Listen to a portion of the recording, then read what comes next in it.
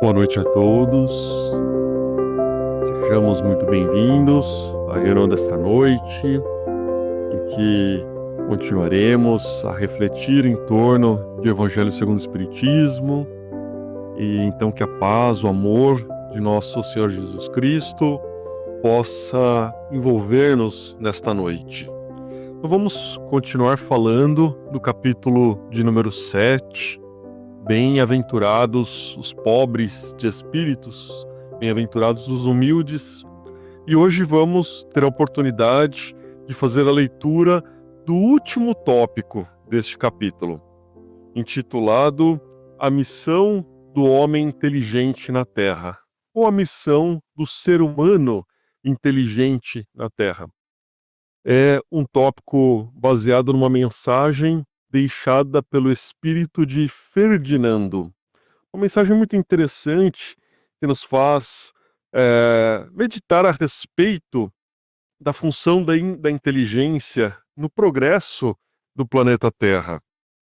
E já o título desta mensagem, A Missão do Ser Humano Inteligente na Terra, já nos dá margem para algumas reflexões, para alguns pensamentos, porque quando o Ferdinando fala a respeito de uma missão de alguém inteligente na Terra, nos dá uma primeira impressão de que poderíamos então separar os seres humanos em duas prateleiras, daqueles que são inteligentes e aqueles que não são inteligentes. Será que essa intenção de Ferdinando no desenvolvimento do seu raciocínio, né? Penso que todos nós que já abraçamos a doutrina espírita, estamos frequentando o centro, a gente já tem uma percepção de que a nossa verdadeira realidade, a nossa verdadeira constituição, não envolve este nosso corpo físico. Todos nós somos espíritos que estamos estagiando nesta reencarnação, tendo experiência no corpo físico, nosso espírito que anima esse nosso corpo físico para uma experiência provisória. Então a nossa verdadeira constituição não é esse corpo de carne e osso que estamos carregando, é a constituição espiritual. Então, diante disso, o que nós poderíamos entender por espírito? Ou, a bem dizer, o que nós podemos entender a respeito da nossa essência, daquilo que nós verdadeiramente somos? Entender a estrutura íntima do espírito é uma missão que ainda não está ao nosso alcance. Conceber, captar, entender esta noção com exatidão. Podemos até considerar que mal dominamos todos os detalhes e nuances do nosso próprio corpo físico. A ciência terrestre não evoluiu ainda ao ponto de decifrar todos os seus enigmas, os seus segredos. Então, quanto mais estando reencarnados, como vamos supor a possibilidade de compreender a natureza íntima do espírito, né? No entanto, ainda que nós não tenhamos essa capacidade, essa condição, a espiritualidade nos trouxe, especialmente lá no Livro dos Espíritos, uma percepção muito importante, dizendo que o espírito é o princípio inteligente do universo. E lá na questão 24, a espiritualidade responde para Kardec que a inteligência ela faz parte da essência do espírito. Então, todo espírito carrega consigo este atributo, o atributo da inteligência. Então, se não existe inteligência, nós podemos estar diante de quaisquer realidades criadas por Deus, mas não estaremos diante de um espírito. Então, podemos dizer que todos nós, sem exceção, carregamos esse atributo da inteligência. Então, a mensagem da noite, ela vem falar de maneira profunda com todos nós, porque todos nós que estamos estagiando no plano terrestre, estamos tendo a oportunidade de fazer evoluir o nosso espírito com as experiências que nos foram concedidas, utilizaremos para essa finalidade a nossa inteligência, a inteligência do nosso espírito, a inteligência que já carregamos, justamente para que a gente possa exercer o nosso livre-arbítrio, possamos aprimorá-lo, aprimorar as nossas escolhas, aprimorar as nossas vontades, para que possamos, por meio da inteligência, e só porque somos inteligentes é que temos condições de sermos co-criadores no plano terrestre, nesse plano que nós estamos, né? Auxiliar Deus em sua criação, mas principalmente, e por conta da inteligência, nós temos condições de evoluir moralmente, né? Por conta dessas escolhas do livre-arbítrio que nós exercitamos. Então, essas possibilidades que se estão em torno da inteligência, desse atributo que cada um de nós carrega, é uma dádiva concedida por Deus para cada um de nós, para os seus filhos, para que eles possam se desenvolver e evoluir por meio do próprio esforço, do próprio merecimento, para que nós não vivamos no plano de nossa consciência daquele modo meramente automático, baseado tão somente nos instintos. Nós não somos criaturas tão somente instintivas, já superamos essa fase do instinto. Nós somos criaturas que Deus atribuiu a possibilidade de escolha, a possibilidade de definir os próprios rumos. Claro que estamos todos sujeitos às leis de causa e efeito, não só individualmente, como coletivamente, como plano terrestre, considerando o planeta que vivemos, depende do conjunto de vontade de cada um de nós. Mas olhem a grandeza da nossa criação quando percebemos que não estamos vivendo tão somente com base nos automatismos do instinto, mas vivemos com base nas nossas escolhas, nos propósitos que constituem a nossa evolução espiritual. E no fundo da base de todas essas escolhas está a inteligência, né? Então, por isso que a lição da noite fala com cada um de nós. E às vezes a gente pode ter a sensação de que essa história está meio mal contada, porque como assim todos nós podemos ser considerados inteligentes, né? Porque parece que quando a gente fala, olha, fulano de tal é uma inteligência, a gente está levando em consideração apenas aquelas sumidades que se destacam por grandes feitos e que acabam prevalecendo numa sociedade. Mas não é essa inteligência que Ferdinando vem falar nesta noite. Ele não está falando dessa produção meramente intelectual que a inteligência de cada um de nós é capaz de produzir, né? Tanto que quando a gente verifica as mudanças desse mundo, com a velocidade com que elas ocorrem, parece que a gente está sempre atrás, parece que a gente não tem nem capacidade de compreender muitas coisas.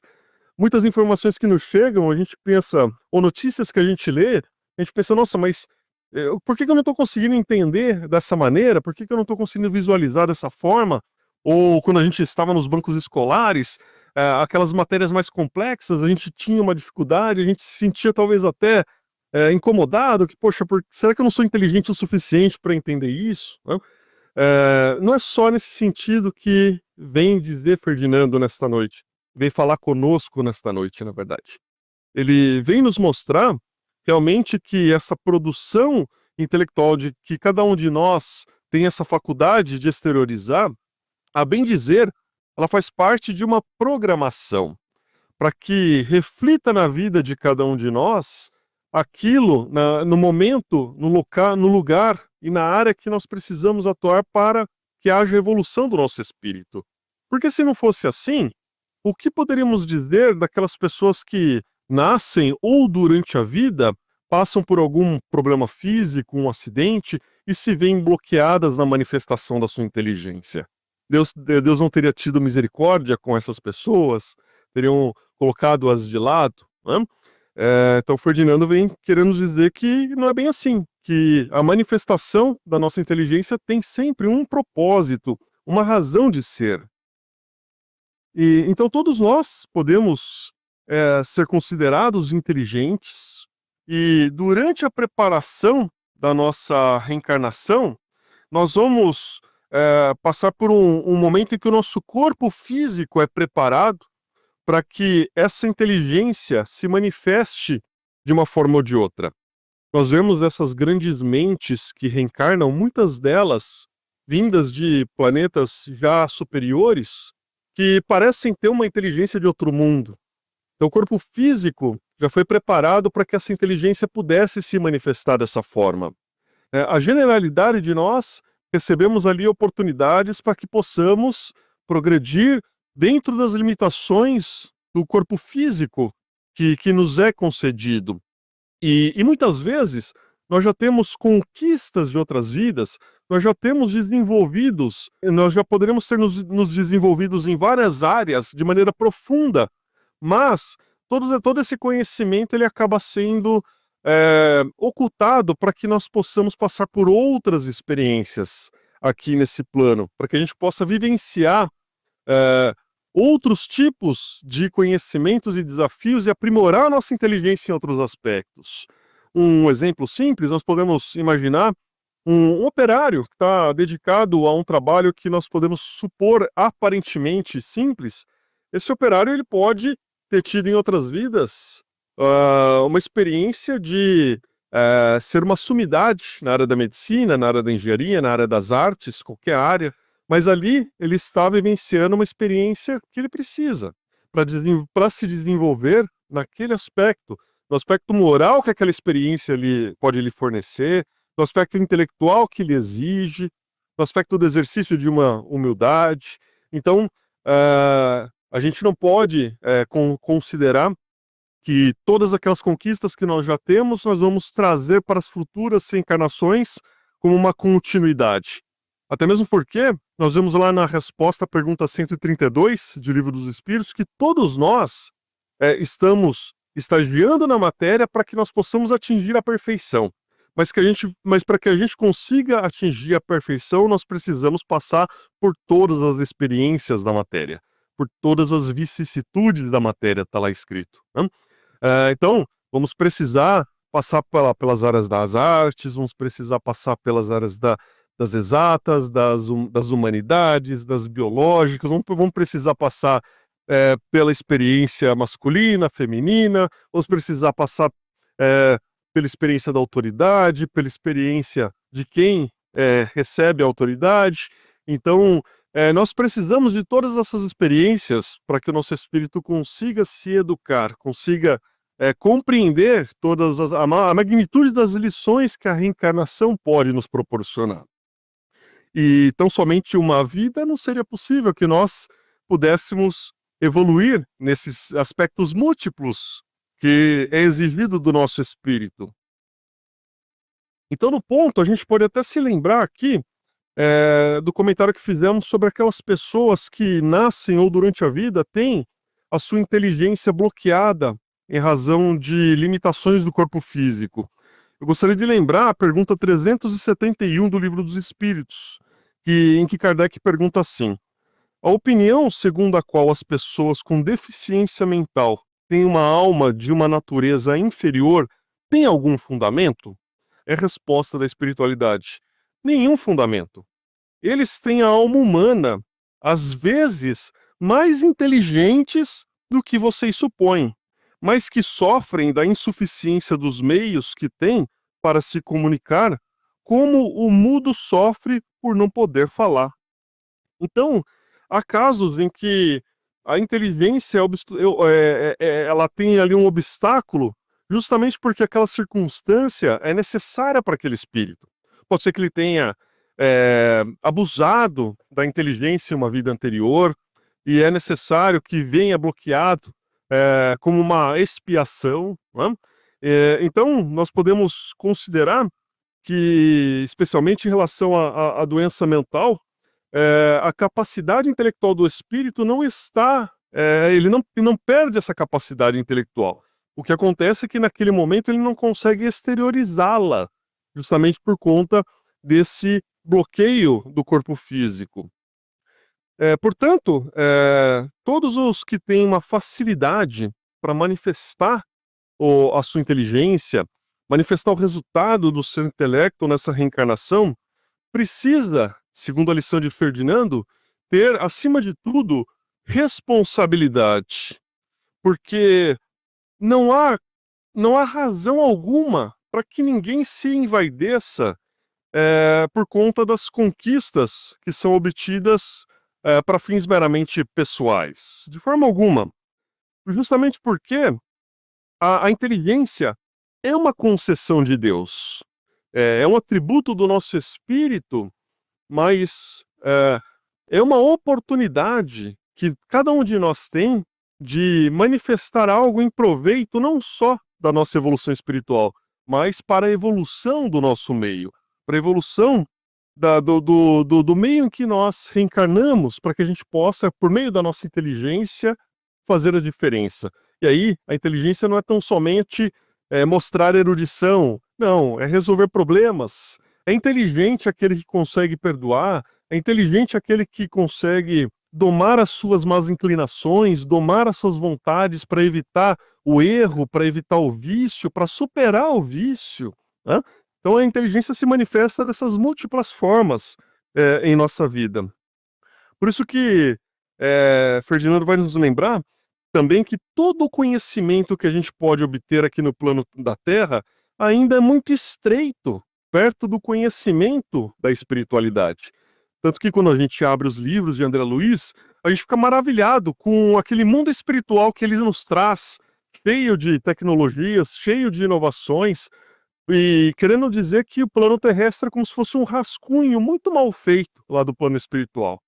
E podemos considerar também que numa reencarnação podemos ter um domínio sobre uma determinada área, mas passa um século, passam-se 2 séculos, tudo aquilo já ficou obsoleto, já são conhecimentos passados, né?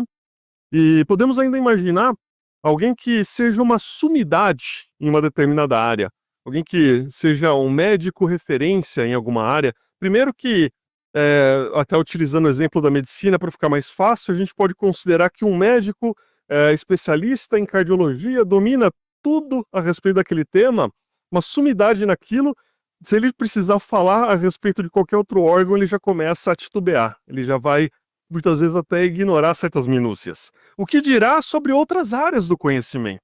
Então, por mais que a gente conheça algo, aquilo que a gente ignora é um volume muito maior de informações. O que a gente ignora é muito maior do que a gente tem capacidade de conhecer na nossa experiência reencarnatória. Por isso, o Ferdinando vem, de uma maneira muito coerente, trazer a seguinte conclusão para nós: que a inteligência é rica de méritos para o futuro, mas sob a condição de ser bem empregada. Se todos os homens e mulheres que a possuem dela se servissem de conformidade com a vontade de Deus, fácil seria, para os espíritos, a tarefa de fazer que a humanidade avance. Infelizmente, muitos as tornam um instrumento de orgulho e de perdição contra si mesmos. Então, a responsabilidade deve nortear o exercício da nossa inteligência, assim como o exercício de todos os potenciais que nós carregamos, que o nosso espírito carrega e que nós trazemos nessa nossa reencarnação por meio de possibilidades, possibilidades materiais, possibilidades de decisão, enfim, possibilidades inclusive de espalhar todo o amor que nós carregamos dentro dos nossos corações. Então, essa é a verdadeira dádiva que foi nos dada por Deus, o de auxiliá-lo no plano de sua criação. E justamente para que a gente possa trabalhar pela nossa própria evolução e para a evolução do planeta em que nós estamos estagiando. E o tema dessa noite me faz lembrar do doutor Abelardo Tourinho, personagem de um dos capítulos do livro Pontos e Contos, de Humberto de Campos, em que ele assina como Irmão X e foi psicografado pelo Chico Xavier. O Dr. Abelardo Tourinho era uma verdadeira águia da inteligência.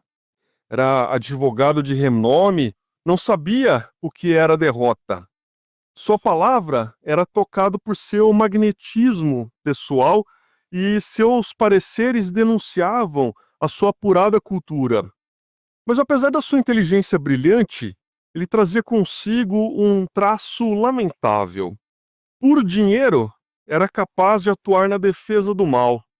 Ele distorcia a interpretação da lei para obter as suas vitórias, custe o que custasse.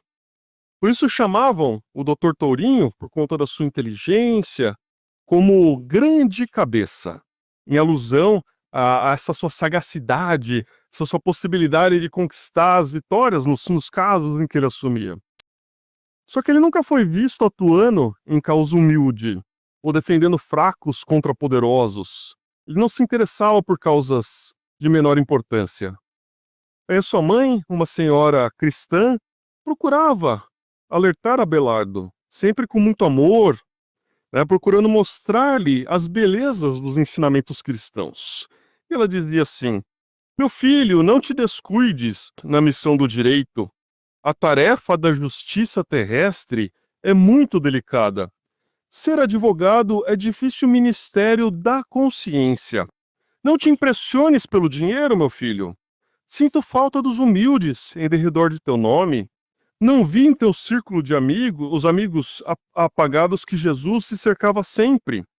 Nunca pensaste, Abelardo, que o Mestre Divino foi advogado da mulher infeliz e que na própria cruz foi ardoroso defensor de um ladrão arrependido?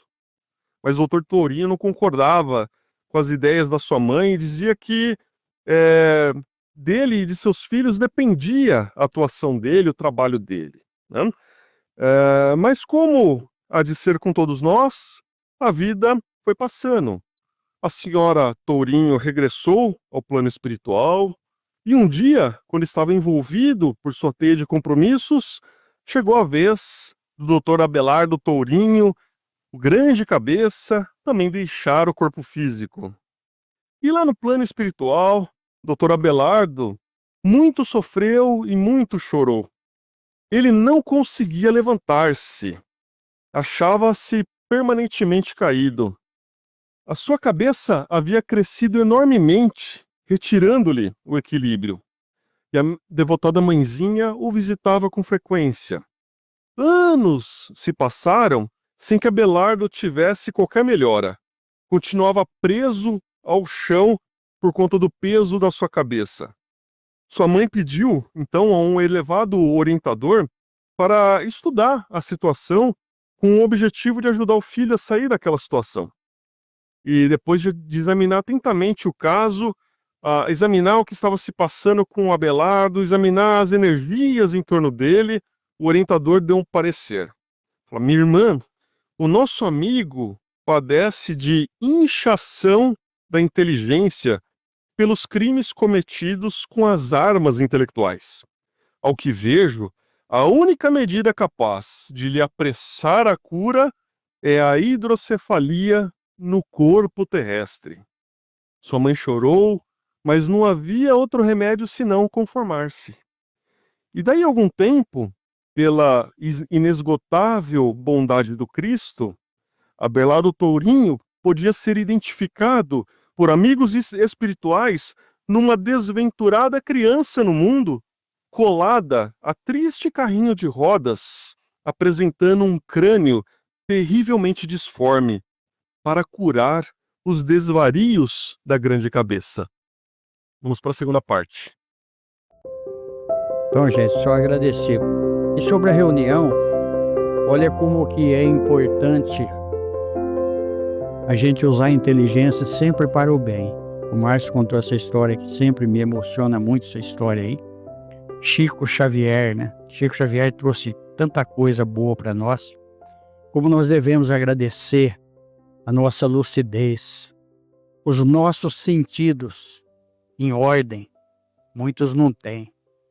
Aí, falando sobre a inteligência, nós usamos muito a nossa inteligência contra nós. Agora, quando nós usamos a inteligência contra nós mesmos, é grave, mas não é tão grave. Agora, quando nós usamos a inteligência contra o outro, que foi o caso do Márcio falar aqui do advogado, ele fazia uma mentira virar verdade, uma verdade virar mentira, a gente sabe disso, porque a lei da terra o homem compra. Qualquer coisa material nós compramos. mas nós não podemos comprar aquilo que está dentro de nós, aquilo que nós precisamos. A paz de consciência. Nós não podemos fugir de nós mesmos. Nós fugimos uma porção de coisa, mas de nós não podemos fugir. E a doutrina espírita traz para nós um fortalecimento grande. Jesus na nossa vida. Que Deus nos abençoe. Muito obrigado, gente. Uma boa noite para nós.